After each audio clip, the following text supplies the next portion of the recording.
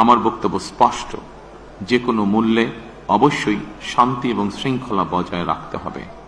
কোন রকমের অন্যায় কিংবা বিয়ানি কর্মকাণ্ড আমরা বরদাস্ত করব না। দলমত, ধর্ম, বর্ণ কিংবা ভিন্ন মত যাই থাকুক, কোনো অজুহাতে অবশ্যই দুর্বলের উপরে সবলের আক্রমণ আমরা মেনে নেব না। ন্যায়পরায়ণতা হবে আদর্শ। আইনের শাসন প্রতিষ্ঠা করা না গেলে আমাদের সকল চেষ্টা ব্যর্থ হয়ে যেতে পারে। আইনের শাসন প্রতিষ্ঠায় সরকারি দল কিংবা বিরোধী দল, অন্য মত কিংবা ভিন্ন মত, প্রতিটি বাংলাদেশী নাগরিকের জন্যই আইন সমান। আইনের প্রয়োগ হবে বিধিবদ্ধ নিয়মে।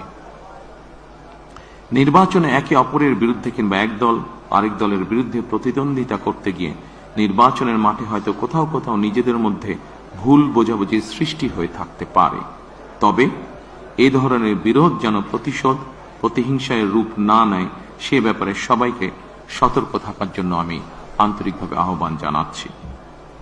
দেশে গণতান্ত্রিক জনগণের প্রতি আমার আহ্বান, আসুন যেভাবে আমরা গণতন্ত্র প্রতিষ্ঠার লড়াইয়ে ভূমিকা রেখেছিলাম, একইভাবে এবার দুর্নীতি এবং আইন শৃঙ্খল নিয়ন্ত্রণ এবং জনগণের প্রতি জবাবদিহিতার মাধ্যমে আমরা বাংলাদেশকে একটি নিরাপদ, মানবিক বাংলাদেশ হিসেবে প্রতিষ্ঠার জন্য যে যার অবস্থান থেকে আমরা ভূমিকা রাখি। একটি নিরাপদ মানবিক গণতান্ত্রিক বাংলাদেশ প্রতিষ্ঠার যাত্রাপথে আমি ভিন্ন দল কিংবা ভিন্ন মতের সকলের সহযোগিতা কামনা করছি।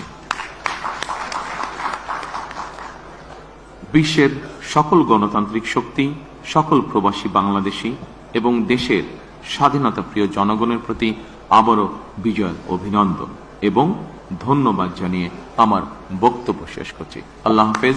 বাংলাদেশ জিন্দাবাদ।